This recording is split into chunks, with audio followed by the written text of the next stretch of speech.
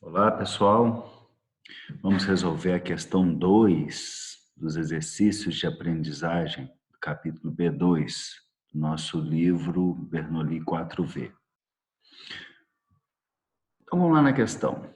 Um bloco de ferro de 500 gramas a 42 graus Celsius é deixado no interior de um recipiente de capacidade térmica desprezível, contendo 500 gramas de água a 20 graus Celsius. Qual é a temperatura final de equilíbrio? E é o calor específico das duas substâncias. Então, gente, essa é uma típica questão de calorimetria que envolve situação de equilíbrio térmico. Então, são questões que têm que quantificar calor, em que eles colocam dois corpos e que deixam muito bem claro que a troca de calor vai acontecer única e exclusivamente entre eles. Tanto é que a questão deu ênfase à situação em que o recipiente apresenta capacidade térmica desprezível. O que quis dizer com isso? Que não vai, o corpo não vai receber nenhuma quantidade de calor para variar a sua temperatura. Então, todo o calor que houver, todo o fluxo de energia térmica que tiver, vai acontecer única e exclusivamente entre esses dois corpos. Isso é um bom indicativo que a questão é uma questão típica de equilíbrio térmico, porque para facilitar a questão a nível de ensino médio, eles têm que excluir essa perda de calor para outros corpos, senão a questão ficaria muito difícil. Tá? Então, vamos tentar desenvolver aqui a nossa questão, a interpretação da nossa questão.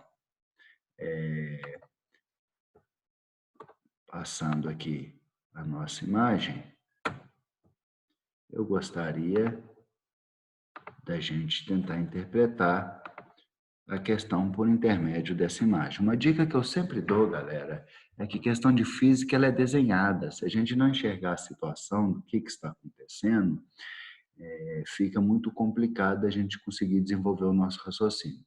Então, vamos lá.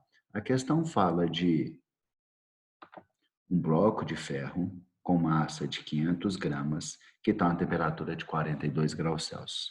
Ele entra em contato com uma água, 500 gramas de água também, mas só que está a 20 graus Celsius.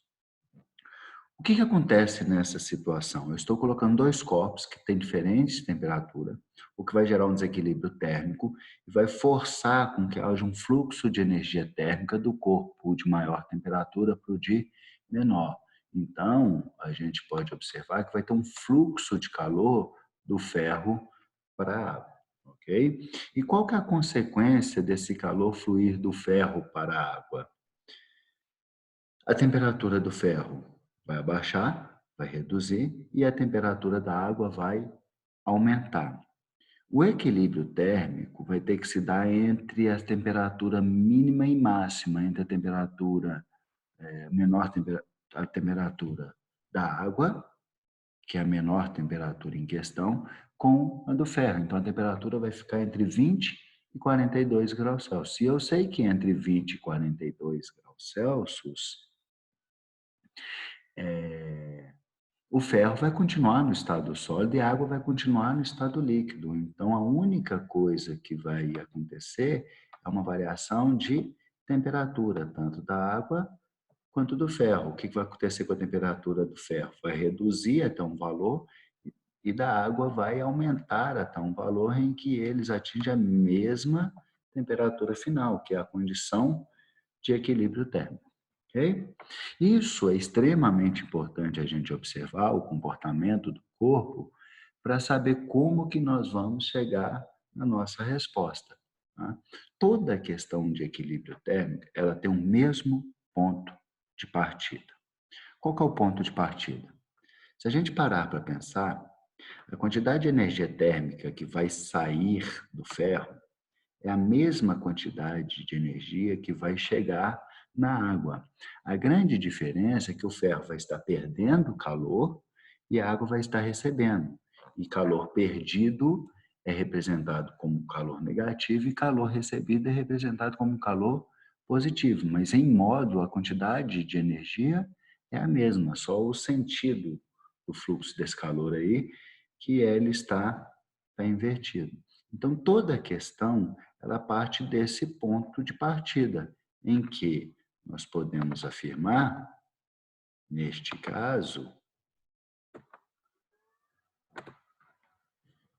que menos o calor do ferro é igual ao calor da água. Por que eu coloquei esse menos? Porque o calor do ferro é negativo e o calor da água é positivo. Então, negativo não é igual ao positivo. Mas menos o calor do ferro, e esse menos a gente coloca sempre no quem está perdendo calor, porque menos com menos vai ficar mais, ele vai ser igual ao calor da água. Ok? Esse sempre vai ser o nosso ponto de partida. E outra informação importante que foi dado na questão foi o calor específico do ferro e da água. Okay? Então, se a gente parar para pensar, eu tenho que chegar numa temperatura final por uma questão de calorimetria. Então, eu tenho que enxergar todas as questões de equilíbrio térmico, que o ponto de partida é esse, que menos calor fornecido vai ser sempre igual ao calor recebido. A partir daí, eu começo a pensar, beleza, o ferro está perdendo calor.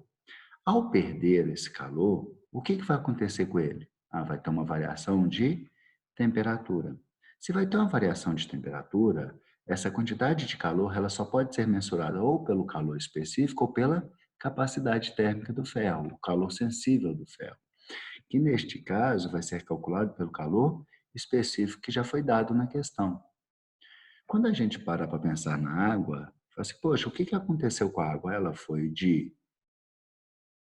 20 graus Celsius para uma temperatura maior, é, é, maior do que 20, menor do que 42. Então, houve somente uma variação de temperatura. Havendo uma variação de temperatura, eu posso concluir que essa quantidade de calor que a água está recebendo, o que vai, a forma de eu calculá-lo vai ser em cima de calor específico. Então, para fazer essa questão, eu precisava de ter esse raciocínio e lembrar como que calcula calor específico. Caso você não lembre de como calcula calor específico, a unidade de medida na questão já te dava essa dica. Ela fala aqui para a gente que o calor específico é igual calor, cal, que seria caloria, unidade de medida de calor, sobre grama, grau Celsius, ou seja, a quantidade de calor dividido pela massa vezes a variação da temperatura. E tinha que lembrar que esse grau Celsius não é a temperatura, e sim a variação. Então, essa é a equação de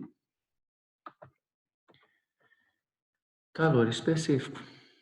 Calor específico é igual a quantidade de calor sobre a massa vezes a variação de temperatura. No entanto, o desenvolvimento da questão vem em cima de calor. Então, eu devo isolar calor e chego na seguinte relação, que a quantidade de calor do ferro pode ser determinado pelo calor específico dele, pela massa do ferro e a variação da temperatura do ferro.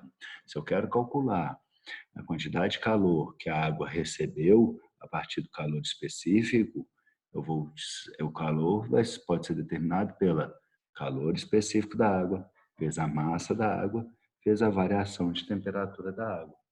Desta forma, o que eu faço agora é uma simples substituição.